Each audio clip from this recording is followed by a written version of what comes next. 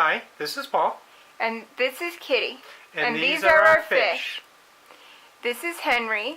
As you can see, he's a beautiful blue and red crown-tail bettafish. He's gorgeous, and I got him on my birthday this year. Unfortunately, when we brought him home, he had a slight case of ick, so we had to clean him up, and we got him taken care of. This is not his normal tank. Just to say that up front, this is just a tiny, teeny-weeny little 2.5 gallon holding tank that has a couple little catappa leaves and a floating beta log to keep him occupied. But this is not his usual tank. His usual tank, you'll see in a couple of minutes, is a gorgeous 10-gallon planted, gorgeous, handsome tank that I'm staring at right now that you can't see yet, but you'll see it very soon. And he loves it.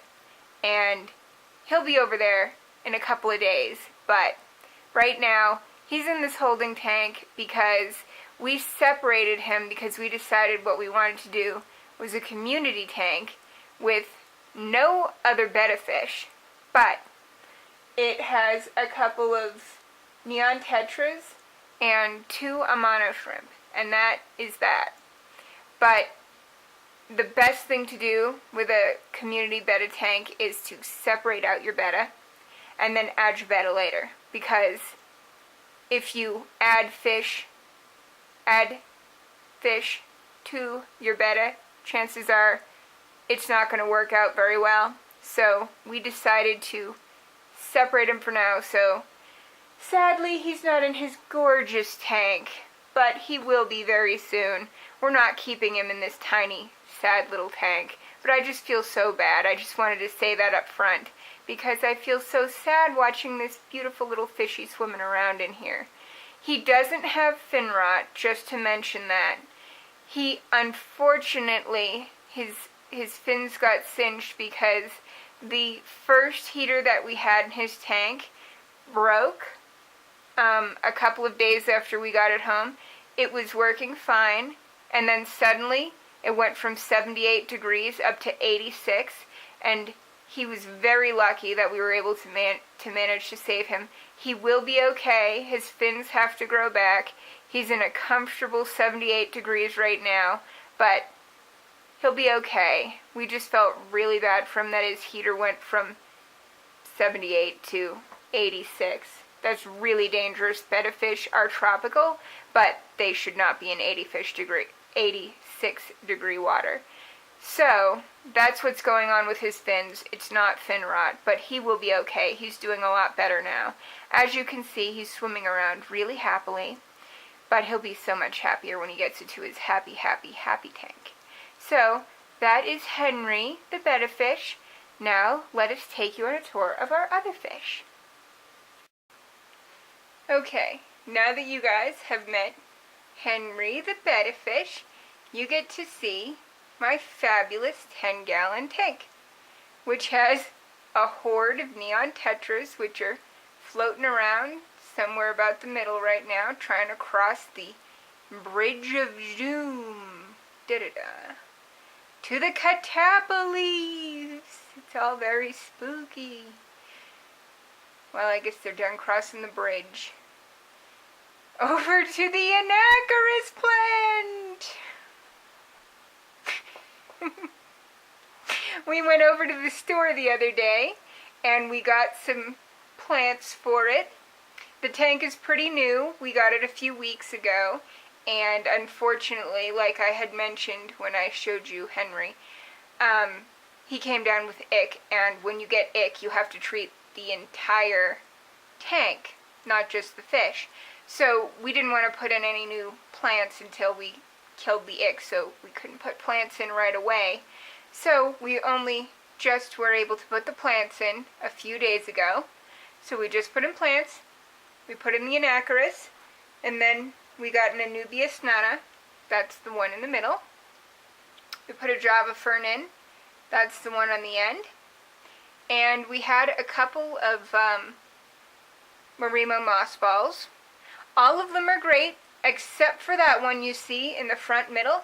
It's looking kind of brown. It came to us kind of brown, but it's not totally brown all over, so there's this little part of me somewhere in the deep bowels of my itty-bitty blackened heart that is hoping that it will come back to us. I don't know if it will, so I'm hoping that it will. And if it gets any worse, I'm probably just going to take it out of the tank and get rid of it. But I'm hoping it'll get a little better because I hate to just give up on it. I hate to just give up on it. So I'm just going to give it a little more time before I just get rid of it. It's pretty new. It's only about a week old, so I don't want to just give up on it. So I've got 2 big balls that are about 2 inches tall, and then I've got one that's about 1.5 inches, which isn't that different, but... So, we will see with those. There's about 12 neon tetras. I don't know if I said there were 12. There's 12, and there's 2 Amano shrimp in there. So, we've got Geob. Do you know where Geob is? That's Geob up there. Yep. The only person who can tell apart the shrimp is Paul. I don't know the difference. Geob is from Morrowind. We're like wicked geeks. So, we named him from Morrowind. And then... do you know where Hamloff is? He's in back of the filter on top of the, okay. the foam casing. See, are terribly tricky little guys. You know, I have never owned shrimp before, and I didn't expect them to be so active. I've never owned them before, neither has Paul. We thought that they were just going to be really, you know, slow little guys that hung out on the bottom, but they are crazy. They are so fun to watch. But Paul has had neon tetras before, and I've had tons of betta fish. Betta fish, I don't know if you can tell yet, but they are kind of my, like, one true love fish. I've had a ton of them in the past. I feel kind of really sad for Henry right now because he's over there in that holding tank, but I know it will only be another couple of days.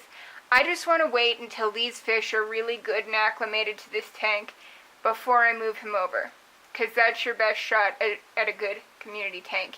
You add the betta to the community tank, not the community tank to the betta. So, Hamloff is hiding, but I promise you'll get to meet him eventually. I'm hoping to do some more close-up tank videos later, but since this was my intro video, I wanted to do something more further back so that you could see kind of everything all at once. I do also raise sea monkeys. I raised them, I'm sorry, block your ears if you don't want to hear this next part because it's kind of gruesome. I raise the sea monkeys for slaughter. That's right, I feed them to the betta fish. I'm sorry, you guys. I'm sorry. I raise the sea monkeys for slaughter. But they're really fun to raise. I know a lot of people have trouble raising them or don't do well raising them, but we do really well with them.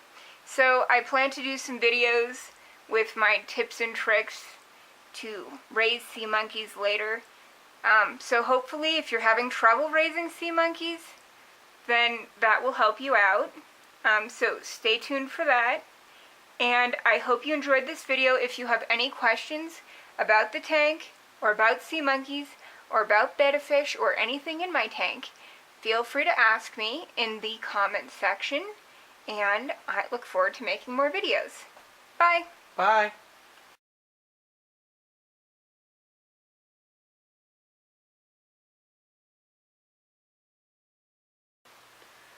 There's Hamloff. This is an odd angle shooting off the reflection in the back of the tank so you can find him. But he is back there cleaning off the filter, hiding from everybody. And I'm sure you can recognize Hamloff. Thanks for watching.